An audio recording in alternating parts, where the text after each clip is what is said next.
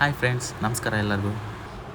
ನಾವು ಈ time plan ಮಾಡಿದ್ದು 3 ಡೇಸ್ ಗೋವಾ ಟ್ರಿಪ್. ನಮ್ಮ ಟ್ರಿಪ್ ಸ್ಟಾರ್ಟ್ ಆಗಿದ್ದು ದಾವಣಗೆರೆಯಿಂದ. ದಾವಣಗೆರೆ ರೈಲ್ವೆ ಸ್ಟೇಷನಿಂದ ಗೋವಾಗೆ ನಮಗೆ ಟ್ರೈನ್ ಚಾರ್ಜ್ ಇರೋದು 283.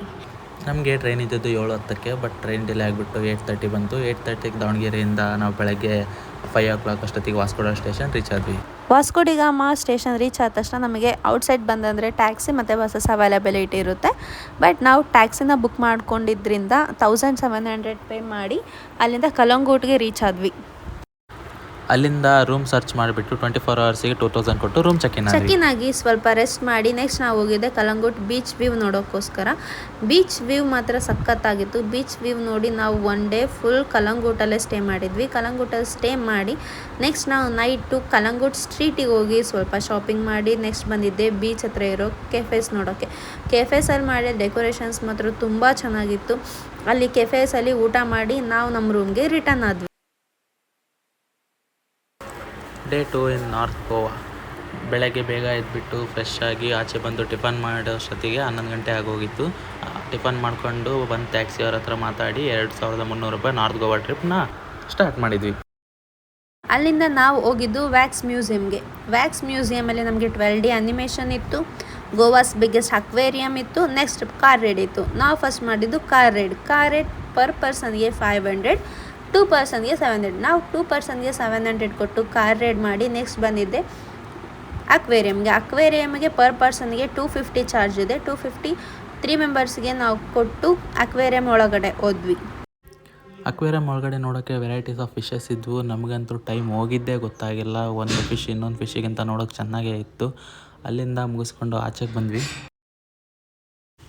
ನಾವು ನೆಕ್ಸ್ಟ್ ಅಲ್ಲಿಂದ ಹೋಗಿದ್ದು ಸ್ನೋ ವರ್ಲ್ಡಲ್ಲಿ ಪರ್ ಪರ್ಸನ್ 500 ಚಾರ್ಜ್ ಮಾಡ್ತಾರೆ.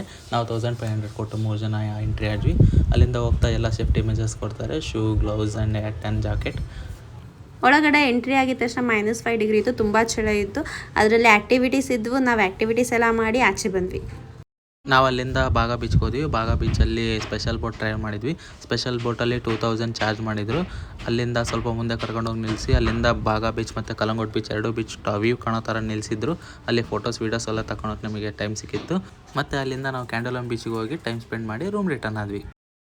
Day 3 in north Goa, same as second day. ನಾವು ಫ್ರೆಶ್ ಅಪ್ ಆಗಿ ಟಿಫನ್ ಮಾಡಿ ಟ್ಯಾಕ್ಸಿ ಬುಕ್ ಮಾಡಿಕೊಂಡು ನಾವು ಹೋಗಿದ್ದು ಫಸ್ಟ್ ಪ್ಲೇಸೇ ಕೋಕೋ ಬೀಚ್. ಬೀಚಿಗೆ ಹೋದ ತಕ್ಷಣ ನಮಗೆ ಅಲ್ಲಿ ಎಂಟ್ರಿ ಟಿಕೆಟ್ ಇರುತ್ತೆ 400ಗೆ. 400 ಪೇ ಮಾಡಿದರೆ ನಮಗೆ 5 ಪ್ಲೇಸಸ್ ತೋರಿಸ್ತಾರೆ. 5 ಪ್ಲೇಸಸಲ್ಲಿ ಡಾಲ್ಫಿನ್ ವ್ಯೂ ಇರುತ್ತೆ, ಮಿಲಿಯನರ್ ಪ್ಯಾಲೇಸ್ ಇರುತ್ತೆ, ಲೈಟ್ ಹೌಸ್ ಇರುತ್ತೆ, ಫೋರ್ಟ್ ಅಗೋಡ ಇರುತ್ತೆ, ಹಾಗೆ ನಮಗೆ ಸೆಂಟ್ರಲ್ ಜೈಲ್ ಇರುತ್ತೆ. ಆ ಪ್ಲೇಸಸ್ ನೋಡೋಕ್ಕೋಸ್ಕರ ನಾವು 400 ಪೇ ಮಾಡಬೇಕು. 400 ನಾವು ಪೇ ಮಾಡಿ ಕೋಕೋ ಬೀಚಿಗೆ ಹೋದ ತಕ್ಷಣ ಅಲ್ಲಿ ಬೋಟ್ ರೆಡಿ ಇರುತ್ತೆ. ಬೋಟಿಂದ ನಮಗೆ 45 to 1 hour ಜರ್ನಿ ಇರುತ್ತೆ. 45 to 1 hour ಜರ್ನಿಯಲ್ಲಿ ಫಸ್ಟ್ ನಮಗೆ ತೋರಿಸೋದೆ ಮಿಲಿಯನೇರ್ ಹೌಸ್ ತೋರಿಸಿ ಅಲ್ಲಿ ಸ್ವಲ್ಪ ಅದ್ರ ಬಗ್ಗೆ ಎಲ್ಲ ಎಕ್ಸ್ಪ್ಲೈನ್ ಮಾಡಿ ನೆಕ್ಸ್ಟ್ ನಮ್ಮನ್ನ ಕರ್ಕೊಂಡು ಹೋಗೋದು ಸೆಂಟ್ರಲ್ ಜೈಲ್ ಹತ್ರ.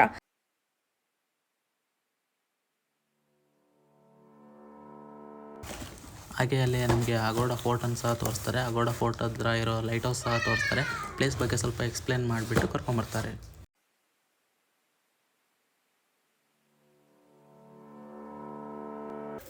ಹಾಗೆ ಬರ್ತಾ ಡಾಲ್ಫಿನ್ ಬೀಚ್ ಅಲ್ಲಿ ಡಾಲ್ಫಿನ್ ನೋಡಿಕೊಂಡು ವಾಪಸ್ ರಿಟರ್ನ್ ಕೋಕೋ ಬೀಚಿಗೆ ಬಂದ್ವಿ ನಾವು. ಇದು ಅಗೋಡ ಫೋರ್ಟ್ ಔಟ್ಸೈಡ್ ವ್ಯೂ. ನಾವಿಲ್ಲಿ ನೋಡ್ತಿರೋದು ಅಗೋಡ ಫೋರ್ಟ್ನ ಇನ್ಸೈಡ್ ವ್ಯೂ.